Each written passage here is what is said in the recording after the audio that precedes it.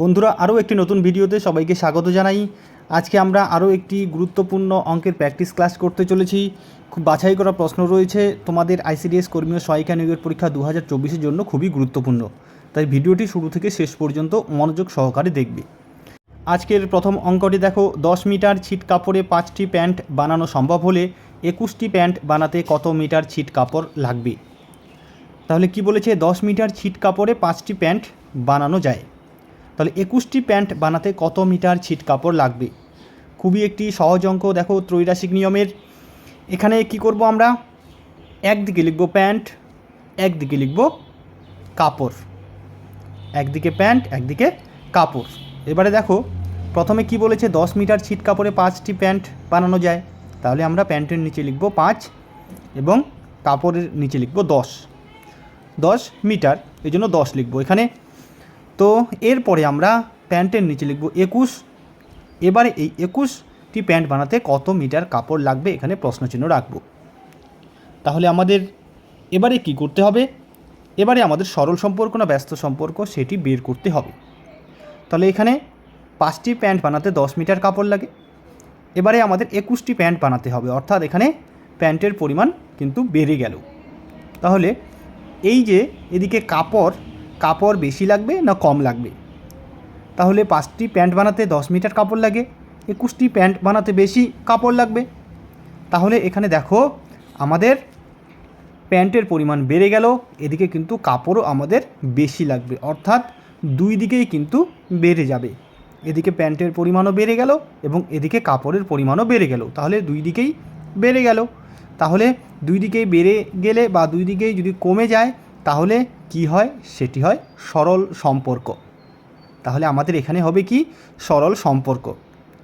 একদিকে যদি কমে যায় একদিকে বেড়ে যায়, বা একদিকে বেড়ে যায় একদিকে কমে যায়, তখন সেটি হবে ব্যস্ত সম্পর্ক। কিন্তু দুদিকেই যদি কি হয়, একদিকে কমে অন্যদিকেও কমে যায়, একদিকে বেড়ে যায় অন্যদিকেও বেড়ে যায়, সেটি হবে সরল সম্পর্ক। তাই এখানে এটি আমাদের হবে সরল সম্পর্ক। এবং সরল সম্পর্ক হলে কি হবে, দেখো উপরে 5/21 আছে, অর্থাৎ উপরে 5 সংখ্যাটি রয়েছে, নিচে 21 সংখ্যাটি রয়েছে। সরল সম্পর্ক হলে বন্ধুরা এই সংখ্যা দুটি কিন্তু উল্টে যাবে, অর্থাৎ উপরে 21 হবে নিচে 5 হবে। এবারে গুণ চিহ্ন দিয়ে আমরা এই 10 এখানে বসাবো। এবারে কি করব, দেখো কাটাকাটি করব। এই যে নিচের 5, এই 5 দিয়ে আমরা উপরে 10কে কাটবো, তাহলে 5 দুগুণা 10 হবে। তাহলে উপরে কত হলো, 2 হলো, নিচে কত, নিচে আর কোনো সংখ্যাই থাকলো না।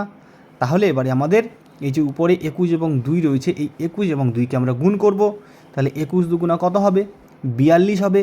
তাহলে আমাদের এই 21টি প্যান্ট বানাতে 42 মিটার ছিট কাপড় লাগবে, অর্থাৎ অপশন বি হবে এখানে সঠিক উত্তর। এছাড়াও বন্ধুরা দেখো এখানে আমরা কিন্তু খুব সহজভাবে এই অঙ্কটি মুখে মুখেই করতে পারি। 5টি প্যান্ট বানাতে 10 মিটার কাপড় লাগে, অর্থাৎ একটি প্যান্টের জন্য 2 মিটার করে লাগে, 5টির জন্য 10, তাহলে 21টি প্যান্ট বানাতে কত লাগবে, 21টি প্যান্ট বানাতে 21 দুগুণা 42 মিটার কাপড় লাগবে। আমাদের কিন্তু কোনো রকম এই খাতা কলমে না করেও কিন্তু এটি মুখে মুখে করতে পারি। যদি এরকম থাকে অবশ্যই কিন্তু তোমরা চেষ্টা করবে যাতে মুখে মুখে উত্তর করা যায়, তাহলে তোমাদের সময় কিন্তু অনেকটা বেঁচে যাবে। এর পরের প্রশ্নটি দেখো কি রয়েছে। এবারে বলেছে 1 কেজি চালের দাম 56 টাকা, 1 কেজি ডালের দাম 112 টাকা এবং 1 কেজি তেলের দাম 168 টাকা হলে চাল, ডাল ও তেলের দামের অনুপাত কত হবে। অঙ্কটি দেখতে কিন্তু বিশাল বড়, কিন্তু খুবই সহজ সরলভাবে এটি আমরা কম সময়ে করতে পারবো। অনুপাতের অঙ্ক, 1 কেজি চালের দাম 56 টাকা বলেছে, ডালের দাম 112 টাকা এবং তেলের দাম 168 টাকা। সবগুলোরও পরিমাণ 1 কেজি করে দেওয়া আছে, তাহলে কিন্তু কোনো অসুবিধাই নেই। তাহলে আমাদের চাল, ডাল, তেলের দামের অনুপাত কিন্তু সহজেই বের করব। দেখো কি করব, অনুপাত যেহেতু বের করতে বলেছে, তাহলে আমরা 56 অনুপাত 112 অনুপাত 168 লিখব। তাহলে কি হলো, 56 অনুপাত 112 অনুপাত 168। এবারে আমরা কি করব, এই সংখ্যাগুলোকে ছোট করার চেষ্টা করব। এখানে দেখো তোমরা যদি লক্ষ্য করো, 56 ডবল কিন্তু 112 এবং 56-র 3 গুণ কিন্তু 168, অর্থাৎ এখানে আমরা এই 56 দিয়েই কিন্তু 3টি সংখ্যাকেই কাটতে পারি। যদি আমরা ছোট ছোট সংখ্যা দিয়ে কাটি, দেখো প্রত্যেকটি কিন্তু জোড় সংখ্যা। 56 একটি জোড় সংখ্যা, 112 কিন্তু জোড় সংখ্যা এবং 168ও জোড় সংখ্যা। তাই 2 দিয়ে কিন্তু কাটতে পারি তিনটি সংখ্যাকেই। আমরা যদি 2 2 করে কাটি তাহলে কিন্তু খুব বড় হয়ে যাবে। এখানে আমরা বড় সংখ্যা দিয়ে কাটার চেষ্টা করব। বড় সংখ্যা এমন একটা নেব যাতে তিনটি সংখ্যাই কাটা যায়। তো এখানে আমরা 56 দিয়েই কিন্তু তিনটি সংখ্যাকে কাটতে পারি। দেখো 56 দিয়ে আমরা 56কে 56, তাহলে এখানে 1 অনুপাত 112কে আমরা 56 দুগুণা 112, তাহলে 1 অনুপাত 2 অনুপাত দেখো 168কে 56 দিয়ে আমরা 3 56 168 করতে পারি। তাহলে এখানে 3 বসাবো। তাহলে কি হলো? 1 অনুপাত 2 অনুপাত 3, অর্থাৎ চাল ডাল ও তেলের দামের অনুপাত হলো 1 অনুপাত 2 অনুপাত 3, অর্থাৎ অপশন এ হয়ে যাবে এখানে সঠিক উত্তর। এইভাবে আমরা খুব সহজভাবে এই অনুপাতের অঙ্কগুলি করতে পারি। পরের অঙ্ক কি রয়েছে চলো দেখে নিই। এবারে একটি শতাংশের অঙ্ক রয়েছে। দেখো, এক দোকানদার একটি মালা 75% ছাড়ে বিক্রি করে। ছাড়ের পর মালার দাম 60 টাকা হলে মালাটির আসল দাম কত? দেখো এখানে কি বলেছে, এক দোকানদার একটি মালা 75% ছাড়ে বিক্রি করে এবং 75% ছাড় দেওয়ার পর মালাটির দাম হয় 60 টাকা। তাহলে মালাটির আসল দাম আমাদের বের করতে বলেছে। এখানে দেখো 75% ছাড়, অর্থাৎ যদি মালাটির আসল দাম হয় 100 টাকা, তাহলে সেটাতে ছাড় দেয় 75 টাকা। তাহলে 75 টাকা ছাড় দেওয়ার পর মালাটির বিক্রয় মূল্য কত হয়? 25 টাকা। মালাটির আসল দাম 100 টাকা যদি হয়, সেখানে কত টাকা ছাড় দেয়? 75%, অর্থাৎ 75 টাকা ছাড় দেবে। এবং এই 75 টাকা ছাড় দেওয়ার পর মালাটির বিক্রয় মূল্য কত হয়? 25 টাকা হয়, তাই না? তাহলে মালাটির বিক্রয় মূল্য হয় 25 টাকা। তাহলে এবারে দেখো আমাদের বলেছে ছাড়ের পর মালাটির দাম হয় 60 টাকা। তাহলে এবারে আমাদের মালাটির আসল দাম এখানে বের করতে বলেছে। তো দেখো এই শতাংশের অঙ্কটি আমরা কিন্তু ত্রৈরাশিক পদ্ধতি প্রয়োগ করে খুব সহজে করতে পারবো। তো চলো কীভাবে এই ত্রৈরাশিক নিয়মের মাধ্যমে আমরা এই অঙ্কটি করতে পারি। তাহলে দেখো, একদিকে আমরা লিখব বিক্রয় মূল্য, একদিকে লিখব আসল দাম, কারণ আমাদের আসল দাম বের করতে বলেছে। তাহলে আমরা একদিকে বিক্রয় মূল্য, একদিকে আসল দাম। এবারে আমরা বিক্রয় মূল্যের নিচে কত লিখব? দেখো 100 টাকা যদি একটি জিনিসের দাম হয়, 75 টাকা ছাড়ের পর বিক্রয় মূল্য কত হয়? 25 টাকা। তাহলে আমরা বিক্রয় মূল্য এদিকে লিখব কত? 25 টাকা। আসল দাম কত? আসল দাম যদি 100 টাকা হয়, তাহলে মালাটির বিক্রয় মূল্য হয় কত? 25 টাকা। এবারে আমাদের মালার দাম হলো কত? 60 টাকা। দোকানদার মালাটি বিক্রি করে 60 টাকায়, তাহলে 60 টাকা বিক্রয় মূল্য। তাহলে মালাটির আমাদের আসল দাম এখানে কিন্তু বের করতে হবে। তাহলে এবারে দেখো কি করব আমরা, সরল সম্পর্ক না ব্যস্ত সম্পর্ক তা কিন্তু আমরা নির্ণয় করব। তাহলে দেখো এখানে 25 টাকা যদি বিক্রয় মূল্য হয়, আসল দাম হলো 100 টাকা, তাহলে আমাদের বিক্রয় মূল্য কত টাকা? 60 টাকা। তাহলে আসল দাম কত হবে? বেশি হবে না কম হবে? তাহলে আমাদের এখানে প্রথমে বিক্রয় মূল্য ছিল 25 টাকা, এবারে বিক্রয় মূল্য কত হলো? 60 টাকা। তাহলে এখানে কিন্তু বেড়ে গেল, এখানে বিক্রয় মূল্যের পরিমাণটি বেড়ে গেল। তাহলে এখানে কিন্তু আসল দামটি বাড়বে না কমবে? নিশ্চয়ই বাড়বে। এখানে যদি বিক্রয় মূল্যটি বেশি হয় তাহলে আসল দামও কিন্তু বেশি হবে। তাহলে এটি কি হবে? এটি হবে আমাদের সরল সম্পর্ক। এবং সরল সম্পর্ক হলে কি হবে? এই যে সংখ্যা দুটো রয়েছে, এই সংখ্যা দুটো কিন্তু উল্টে যাবে, অর্থাৎ উপরেরটা নিচে, নিচেরটা উপরে উঠে যাবে। তো দেখো আমাদের উপরে রয়েছে 25, নিচে রয়েছে 60, তাহলে কি হবে? 60 চলে যাবে উপরে, নিচে হবে 25, অর্থাৎ 60/25। এবারে কি করব? গুণ চিহ্ন দিয়ে আমরা এখানে 100 বসাবো। তো এবারে আমরা কি করব? কাটাকাটি করব। এই যে নিচে 25 রয়েছে, এই 25 দিয়ে কিন্তু আমরা 100কে কাটতে পারি। দেখো 4 25 100, তাহলে আমরা 25 দিয়ে 100কে কাটলাম, এখানে 4 হলো। নিচে আর কোনো সংখ্যা থাকলো না। দেখো উপরে কত থাকলো? 4 থাকলো এবং 60 থাকলো। তাহলে 4 60 গুণ করব, তাহলে 4 60 গুণ করলে কত হয়?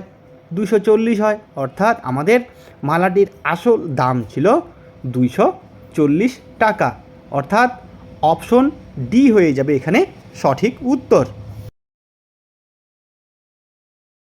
এবারের অঙ্কটিতে কি বলেছে দেখো, 12 মিটার দৈর্ঘ্যের একটি বর্গাকার জমির চারপাশে বেড়া দিতে মোট কত দৈর্ঘ্যের বেড়া প্রয়োজন হবে। খুবই একটি গুরুত্বপূর্ণ অঙ্ক। দেখো এখানে 12 মিটার দৈর্ঘ্যের একটি বর্গাকার জমি রয়েছে, সেই জমিটির চারপাশে বেড়া দিতে হবে। তাহলে মোট কত দৈর্ঘ্যের বেড়া প্রয়োজন হবে। তো এখানে এই যে বর্গাকার জমিটি রয়েছে, এই বর্গাকার জমির বা বর্গাকার ক্ষেত্রের ক্ষেত্রফল এবং পরিসীমা দুটি সূত্রই আমরা আগে জেনেছি। তো বর্গাকার ক্ষেত্রের ক্ষেত্রফলের সূত্র হচ্ছে বাহু গুণ বাহু বর্গ একক, এবং পরিসীমার সূত্র হচ্ছে 4 ইন্টু বাহু একক। তো দেখো আমাদের এখানে পরিসীমা বের করতে হবে না ক্ষেত্রফল বের করতে হবে। এখানে বলেছে জমির চারপাশে বেড়া দিতে হবে, অর্থাৎ এই যে ধরো এই যে একটি জমি, এই জমিটির এই যে চারপাশ রয়েছে, এই চারপাশে কিন্তু বেড়া দিতে হবে, অর্থাৎ চারপাশের মোট যতটা সীমানা রয়েছে ততটাই দৈর্ঘ্যের বেড়া প্রয়োজন হবে। অর্থাৎ এখানে কিন্তু আমাদের পরিসীমা বের করতে হবে। তাহলে বর্গাকার ক্ষেত্রের বা বর্গাকার জমির পরিসীমার সূত্র কি? 4 গুণ বাহু একক। তাহলে আমরা এখানে 4 গুণ বাহু একক এই সূত্রের মাধ্যমে এই অঙ্কটি সহজভাবে করতে পারবো। তাহলে 12 মিটার দৈর্ঘ্যের বর্গাকার জমি, অর্থাৎ এখানে একটি বাহুর দৈর্ঘ্য 12 মিটার। তাহলে আমাদের খুব সহজভাবে এটি বের হয়ে গেল। দেখো তাহলে আমরা 4 গুণ বাহু এর বদলে কি লিখব, দেখো 4 গুণ বাহু কত দেওয়া আছে, দৈর্ঘ্য 12 মিটার, তাহলে 4 গুণ 12 একক সমান সমান 4 12 কত 48 মিটার, অর্থাৎ 48 মিটার দৈর্ঘ্যের কিন্তু আমাদের বেড়া প্রয়োজন হবে। তো এখানে দেখো অপশন সি হবে সঠিক উত্তর। এখানে অপশন বিতে রয়েছে 48 বর্গমিটার, অপশন সিতে রয়েছে 48 মিটার। তো এখানে আমাদের কিন্তু যখন পরিসীমা বের করব তখন শুধু যে এককটি রয়েছে সেটি কিন্তু আমাদের লিখতে হবে, অর্থাৎ অপশন সি 48 মিটার লিখতে হবে। এখানে বর্গ মিটার কখন লিখতে হয়, বর্গ মিটার যখন কোনো ক্ষেত্রে ক্ষেত্রফল বের করতে হয় বন্ধুরা, তখন এককের আগে বর্গ কথাটি অবশ্যই কিন্তু লিখতে হবে। তাহলে আমাদের এখানে 12 মিটার দৈর্ঘ্যের একটি বর্গাকার জমি চারপাশে বেড়া দিতে মোট 48 মিটার দৈর্ঘ্যের বেড়া প্রয়োজন হবে। এবারে কি বলেছে দেখো, একটি প্রতিষ্ঠানে 250 জন কর্মচারী আছে, কর্মচারীদের 30% মহিলা হলে প্রতিষ্ঠানে পুরুষ কর্মচারীর সংখ্যা কত। খুবই একটি সহজ অঙ্ক। দেখো প্রতিষ্ঠানে 250 জন কর্মচারী আছে, এর মধ্যে মহিলা কর্মচারীর সংখ্যা কত, 30%। অর্থাৎ প্রতিষ্ঠানে যদি 100 জন কর্মচারী হয় সেখানে 30% হবে মহিলা, 100 জনে 30 জন হবে মহিলা, অর্থাৎ বাকি যে 70 জন সেই 70 জন হবে পুরুষ কর্মচারী। তাহলে আমাদের পুরুষ কর্মচারীর সংখ্যা কিন্তু এখানে বের করতে বলেছে। তো এখানে দেখো আমরা কি করতে পারি, 30% মহিলা, অর্থাৎ 100 জনে 30 জন মহিলা, তাহলে বাকি যে 70 জন থাকবে সেগুলি হবে পুরুষ কর্মচারীর সংখ্যা। তাহলে 100 জন যদি কর্মচারী হয় মোট, সেখানে 30 জন হবে মহিলা এবং পুরুষ হবে 70 জন। তাহলে আমরা এখানে 70% ধরতে পারি, অর্থাৎ 100 জনে 70 জন হচ্ছে পুরুষ কর্মচারী। তাহলে মোট 250 জন কর্মচারী আছে, এই 250 জন কর্মচারীর মধ্যে পুরুষ কর্মচারীর সংখ্যা কত। তাহলে দেখো খুব সহজভাবে আমরা এটা করব। তাহলে আমাদের পুরুষ কর্মচারীর সংখ্যা কত, 100 জনে 70 জন। তাহলে আমরা এখানে লিখতে পারি 70/100, অর্থাৎ 100 জনে পুরুষ কর্মচারীর সংখ্যা 70 জন। তাহলে ইন্টু 250 করব, এই 250 জনে পুরুষ কর্মচারীর সংখ্যা কত তাহলে কিন্তু বের হয়ে যাবে। তাহলে কি হলো এখানে 70/100 গুণ 250। এবারে আমরা কি করব, দেখো কাটাকাটি করতে পারি। এখানে দেখো 250-এর যে শূন্য রয়েছে এই শূন্যটাকে আমরা কেটে দিতে পারি এবং এখানে 100-র একটি শূন্য কেটে দিতে পারি। এবারে আবার দেখো এখানে 100-র আরেকটি শূন্য কাটবো এবং উপরে যে 70 রয়েছে এই 70-এর কিন্তু শূন্য এখানে কেটে দিতে পারি। তাহলে উপরে কত থাকলো বন্ধুরা, দেখো উপরে থাকলো আমাদের 7 এবং 25। তাহলে 7 আর 25 আমরা গুণ করব। 7 এবং 25 যদি আমরা গুণ করি, গুণফল কত হবে দেখো, 5 7 35-এর 5 হাতে 3, 7 2 14, 3 17, অর্থাৎ 175 জন হবে পুরুষ কর্মচারী। অপশন বি হবে এখানে সঠিক উত্তর। তাহলে ওই প্রতিষ্ঠানে 250 জন কর্মচারীর মধ্যে পুরুষ কর্মচারীর সংখ্যা আমাদের বের হলো 175 জন। এভাবে কিন্তু খুব সহজভাবে আমরা এই শতাংশের অঙ্কগুলি করতে পারবো। চলো পরের অঙ্কটি কী রয়েছে দেখে নিই। এবারে কি বলেছে দেখো, একটি ত্রিভুজের 3টি কোণের অনুপাত 2:4:6 হলে ত্রিভুজের 3টি কোণের মান কত হবে? খুবই সহজভাবে আমরা এটি করব। দেখো, একটি ত্রিভুজের 3টি কোণের অনুপাত দেওয়া আছে 2:4:6, তাহলে ত্রিভুজের 3টি কোণের মান আমাদের বের করতে বলেছে। তো দেখো, আমরা জানি ত্রিভুজের 3টি কোণের সমষ্টি কত ডিগ্রি? 180 ডিগ্রি। ত্রিভুজের 3টি কোণের সমষ্টি 180 ডিগ্রি। তাহলে এখানে আমরা ধরি এই যে একটি কোণের মান 2 ডিগ্রি, আরেকটি কোণের মান 4 ডিগ্রি, আরেকটি কোণের মান 6 ডিগ্রি। তাহলে টোটাল এখানে কত ডিগ্রি হচ্ছে? টোটাল হচ্ছে 12 ডিগ্রি।